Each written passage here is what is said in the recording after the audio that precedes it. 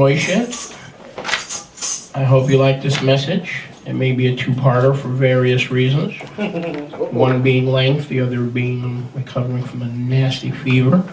Thank you all for praying for me and for interceding for me. I much appreciate everything you've done.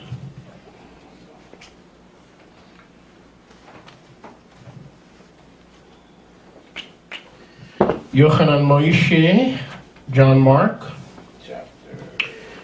chapter 7, and we'll pick it up in verse number 7. Boy, we exiting a session of spiritual warfare, and now we're going to get right into the word of Yahweh. Although we were doing a pretty good job singing it and using it against the enemy. Can I hear a good amen? Amen. Yochanan Moshe 7 and 7. But in vain do they worship me, Yeshua says, teaching as Torah the commandments of men.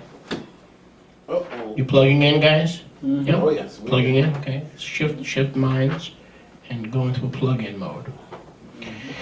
Laying aside the commandment of Yahweh, you guard the traditions of men, such as the washing of pots, or in modern society of your pot, and cups, and many other such things you do.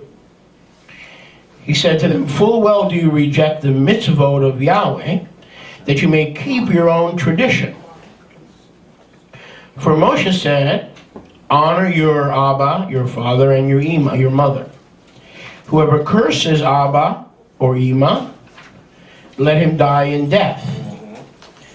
But you say, if a man shall say to his Abba or Ima, father or mother, my gift, meaning my korban, that is to say my gift to Yahweh, from whatever you might have received from me, he shall be free of his obligation to mom and dad.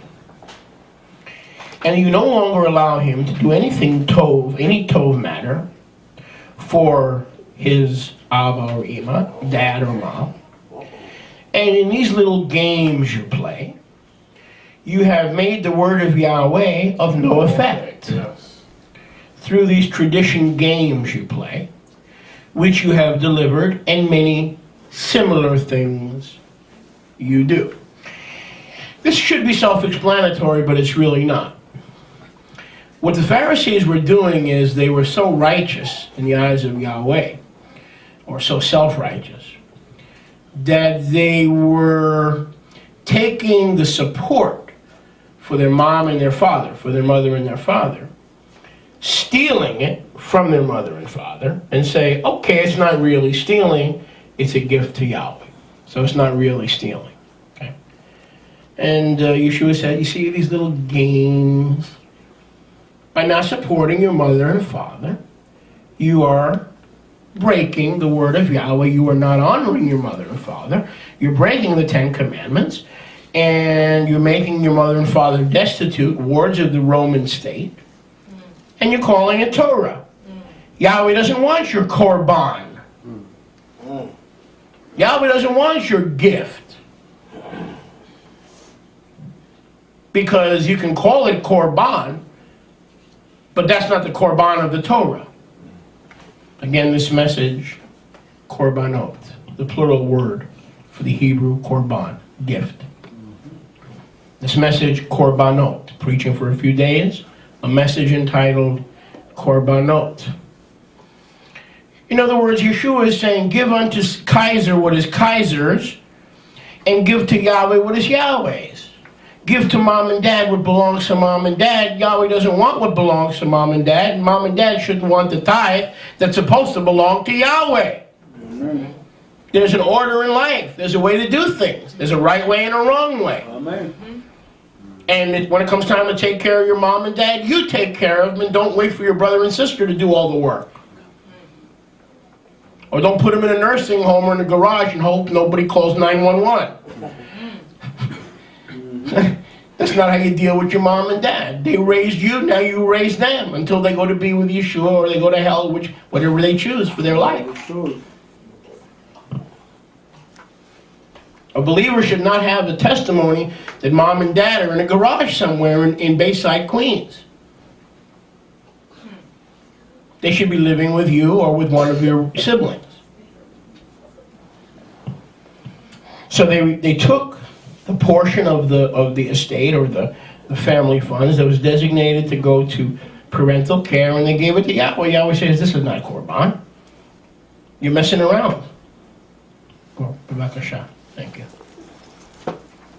B'vakasha. Hebrew word for thank you. In other words, don't steal from one to give to another. That is not a biblical Korban. Can I hear a good amen? Amen. Okay. So if that's not a Korban, what is a Korban? Or the plural, Korbanot. Korbanot. What is a Korban? If you ask most Christians, they would think it's an Easter bonnet. Blue bonnet, pink bonnet, and Korbanot. Or Neil Bonnet. If you ask a NASCAR fan, Neil Bonnet. The late Neil Bonnet. None of the above. Can I hear a good amen? Amen. Korbanot are gifts or sacrifices. Write it down. I hope you're taking notes somewhere. In your head, in your pen, or in your Bible, but somewhere. Thank you. A Korban is a gift given as a sacrifice. We'll give a couple of examples. Then there are different kinds of Korbans.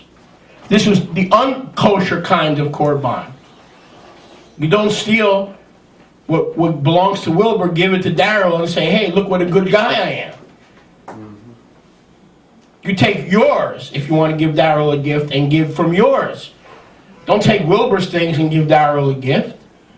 That's not Korban, that's stealing. They were breaking the 10 Commandments, trying to say we're giving it to Yahweh. You think Yahweh wants that dirty money? That dirty Korban? Vayikra. Let's take an example of a Korban. There are 5 different kinds of Korbanot. We'll try to cover as many today as time would allow. Vayikra, chapter 1, Leviticus. Somebody said that's my favorite book of the Bible. I'm saying, boy, you lie pretty good, don't you? I mean, not that it couldn't be or shouldn't be. It's just hard to see how there aren't other parts that may be a tad more exciting. Vayikra 1, verse 6 is an example of a Korban. He will skin the burnt offering, cut it in pieces. The Kohanim and Aharon's son will lay the pieces, head, fat, the whole 9 yards, verse 9. Inward parts, legs, washed in Mayim, water. The Kohen, the priest, will burn at the altar. So the first kind of Korban we see there, another one you can fast forward, would be in Vayikra 8, Leviticus 8. We're talking about the different kind of Korbanot. Gifts, sacrifices, plural. Vayikra 13, verse 8. And if the Kohen sees that the scab spread in the skin, then the Kohen shall pronounce him unclean. It is a leprosy. And the plague of leprosy is in the man. Okay? 13:8 through 21.